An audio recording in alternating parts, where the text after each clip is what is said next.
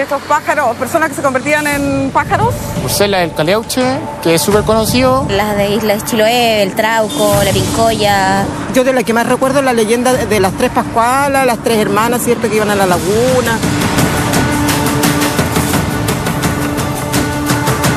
Dentro de este largo cordón montañoso y angosta faja de tierra, repleta de bosques, ríos, lagos, llamado Chile, se han tejido historias llenas de magia que reflejan las costumbres que han marcado nuestra historia y se han traspasado de boca en boca, de generación en generación. Los mitos y las leyendas tienen, podríamos decir que de alguna manera es el estado de la ciencia o del conocimiento en un momento más arcaico, es decir, es el intento de explicar la realidad en algún minuto, y eso es un poco el principio que rige, puede ser a la filosofía o a la ciencia. La estructuración y la composición de los mitos se pierde en el tiempo precisamente porque son las formas de explicar, por ejemplo, las estructuras sociales, las estructuras de poder, son las formas de explicar, por ejemplo, los ritos y las tradiciones. Quizás para muchos Chile es un territorio adecuado para la creación de relatos que han de variar según su área geográfica. Entonces hay mitos que están asociados de partida a lo que podríamos llamar el sustrato cultural de Chile, los pueblos que estaban antes de la conquista de los españoles. Y entonces vamos a encontrar mitos en el norte, en el centro, en la isla de Pascua, y por lo tanto ese es un primer nivel de los mitos que tiene que ver con las culturas ancestrales. Después viene una segunda como oleada de mitos, ¿cierto?, que tiene que ver con la conquista, sobre hechos que no tenían, ¿cierto?, una datación clara o que eran corrillos, ¿cierto? Esta es como una suerte como de copucha, se dice que, y eso se empieza a convertir en un relato mitológico o en una leyenda. Pero, ¿qué entendemos cuando nos referimos a mito o cómo podemos diferenciarlo de una leyenda? Claramente, entre ambas palabras existen diferencias. Como el mito es como una historia no comprobada, podría ser. Y la leyenda es la que fue como que se hizo y quedó como leyenda. Mito puede ser una... A ver... En realidad no sé, no cacho. Yo creo que el Caleuche puede ser una leyenda porque eso fue algo que no pasó, aunque es un mito en realidad, que es algo que no pasó, pero es una historia que te deja algo. Y un mito, una leyenda, es que no, como confundida en realidad, no sé bien la diferencia entre los dos. El mito es una fábula y la leyenda tiene una enseñanza.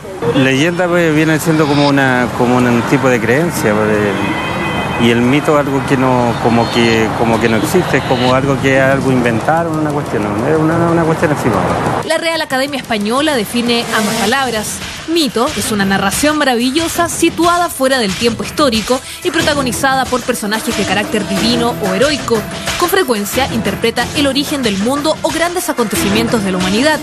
En cambio, la leyenda es una relación de sucesos que tienen más de tradicionales o maravillosos que de históricos o verdaderos. Sí, mira, yo de verdad que no encuentro que haya una diferencia muy grande, salvo que la leyenda siempre está referida como a hechos históricos que se podrían llegar a constatar.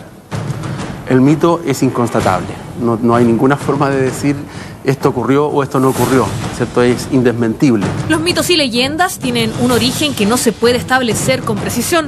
En el norte existen mitos influenciados por las grandes culturas andinas, no tan solo los incas o el Tahuantinsuyo, ya en la cultura de Tiahuanaco. Algunos que podemos destacar son el alicanto, el mate de piedra, la ñañuca o el yestay. Por ejemplo, vamos a encontrar mitos que son comunes a la cultura quechua, y la cultura quechua no es Chile, digamos, es una parte de Bolivia, una parte del norte de Argentina, una parte de Perú. En Chile central existe una cantidad de historias en donde lo español se entremezcla e influye en estas narraciones. Vamos a encontrar que hay algunos mitos que se empiezan a cruzar, por ejemplo, o a sobreponer con las enseñanzas de la religión cristiana. Entonces hay una suerte de superposición de mitos, ¿cierto? En el sur es posible destacar el mundo mapuche como una gran fuente de creación de historias importantes, como también lo es hasta el día de hoy la Isla Grande de Chiloé, un mundo más cercano a los pueblos originarios huilliches y cuncos. Vamos a tener en el sur otros relatos, ¿cierto? A mí me llama mucho la atención, por ejemplo, todos esos relatos de Chiloé que tienen que ver con la sexualidad, ¿cierto? Con el trauco, en fin. Y entonces tiene que ver con alguna valoración de esa comunidad sobre aspectos que tienen que ver con la sexualidad. La Patagonia chilena Cartagena e Isla de Pascua también aportan con sus mitos y leyendas. Conocidas son las historias de la ciudad de los Césares, la leyenda del indio Patagón o el mito del creador del mundo. Nos referimos al Make Make, historia muy popular entre los habitantes de Rapa Nui. Salimos a la calle y preguntamos a la gente cuáles son los mitos y leyendas que más recuerdan. Bueno, la leyenda de la Llorona es la que más yo recuerdo, que hablan de una mujer que andaba en busca de su hijo, todo eso. El mito la leyenda del Colo Colo. Es que en el sur se cuentan tantas cosas que no sé si todo será real o no, pero eso ha ido desde los abuelos, los papás, uno, los hijos, y siempre han ido escuchando las mismas en los colegios, igual los mitos lo mismo. El trauco, que es, digamos, algo como una especie de duende que se aprovechaba de las mujeres vírgenes en el sur también. El caleuche, que es un barco fantasma que anda en el mar. El imaginario de Chile se ha nutrido de estas historias. El ser humano, desde siempre y en todas partes, ha mantenido vivos en el recuerdo y ha plasmado en la escritura los hechos que de una u otra manera van sobresaliendo en la tradición. Entonces el mito es propiamente está claramente ligado, por sobre todo, a la cultura oral.